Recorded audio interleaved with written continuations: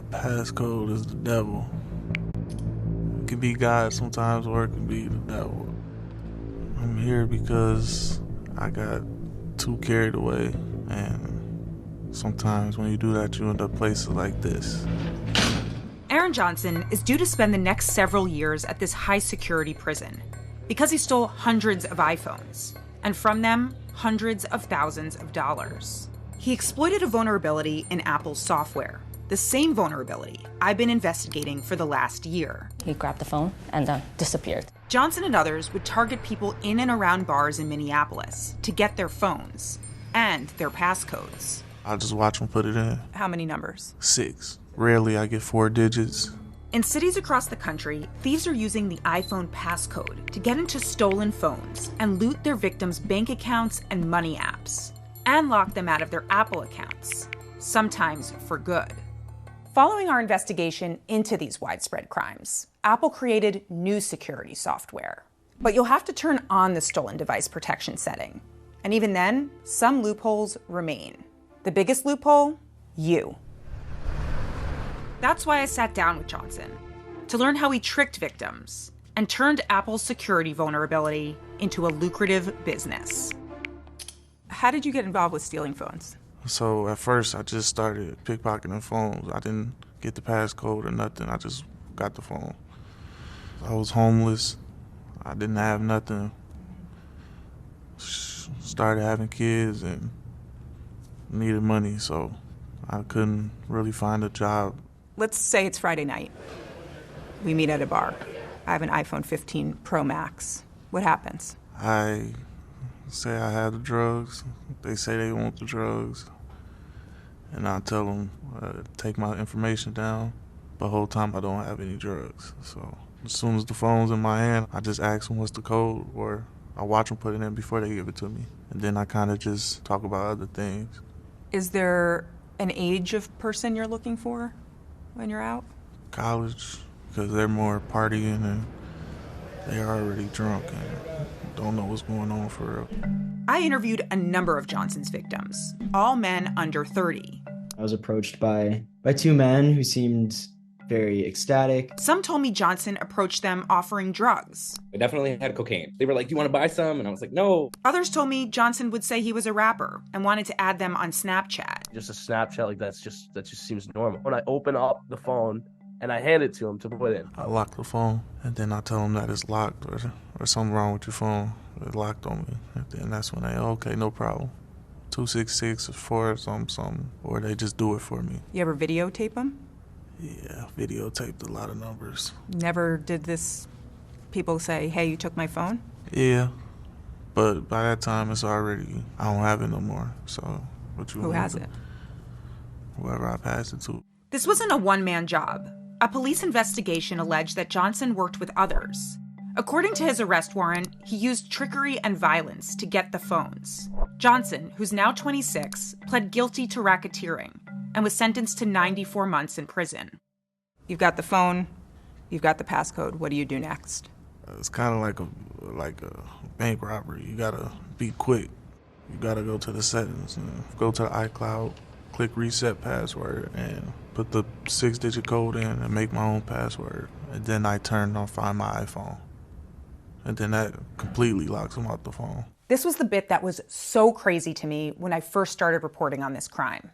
With just the passcode to an iPhone, a thief can change someone's Apple ID password and do a host of other things to your account and phone.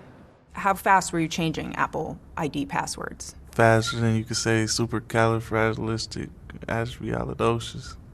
5-10 seconds. It got to that fast where I can do it just right there. So why are you doing this so fast? So that I can take control and they don't have access to it anymore. You gotta beat the mice to the cheese. With the passcode, Johnson removed the owner's face from Face ID and enrolled his own, making it easier to gain access to saved passwords to bank apps. This is my phone, right? You've gotten to my settings. Where are you going from here? So then I go add my face on there, on the Face ID verification. Now when you got your face on there, you got the key to everything. So what are you opening? Things that people thought were safe. Like? Savings, check-ins, cryptocurrency apps, Venmo. Venmo, PayPal, yeah. You don't need face for none of that. That's kind of little money. I'm trying to take as much as I can. If Johnson couldn't unlock the apps with his face, he'd look elsewhere on the phone. I just go through their notes, and the password to everything is in there. Social security number, everything. While victims were sleeping, Johnson would be draining money from their bank accounts. Before 5 a.m., I would have everything transferred out of the bank. But then if some people have like credit line or something, that's when I would go shopping with it. Go get, nice stuff. Go to Nordstrom. By using Apple Pay. Yeah, just by beeping. I have my face on there, so all I gotta do is put my face on it and beep. And I can swipe for thousands of dollars. Clothes, shoes, all type of stuff. Kids stuff. There was one more trick to this scheme. After stealing the money, Johnson would erase the iPhone, yes, using the passcode and password, and sell it. Was there an average selling price of an iPhone that you would sell? If it's a iPhone 14 Pro Max with 1 terabyte, I'd probably get like $900. Johnson said he'd typically look for those iPhone Pros with their telltale 3 cameras. For a 128 gigabyte or 256 gigabyte iPhone Pro or Pro Max, he'd get about $650. For a regular non-Pro iPhone, he'd get $300 to $400. Probably get like 5 to 10 phones a night.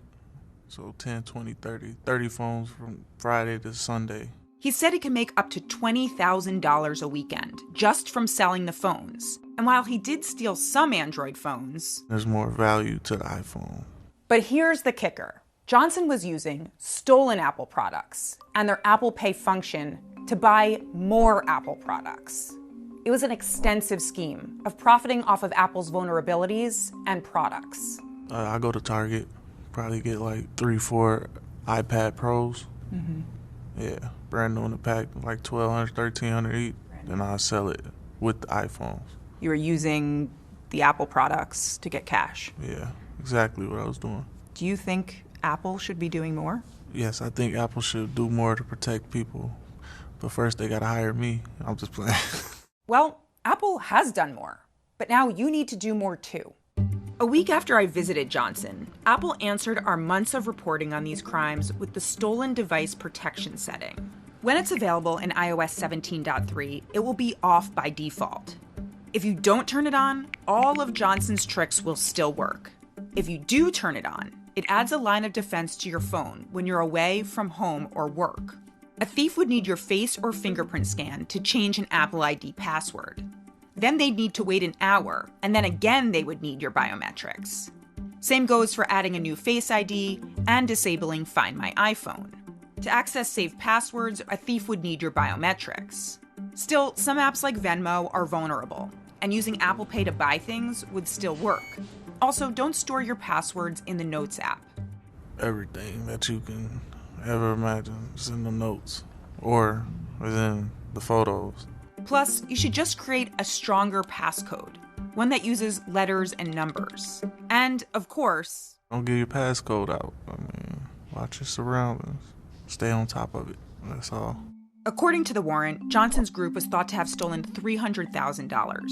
Johnson says that the grand total was probably somewhere between $1 and $2 million. Do you ever wish you didn't know this trick? I wish I would have not been so greedy and just got what I got and changed my life. I truly am sorry for all the people that I stole from and probably ruined your life.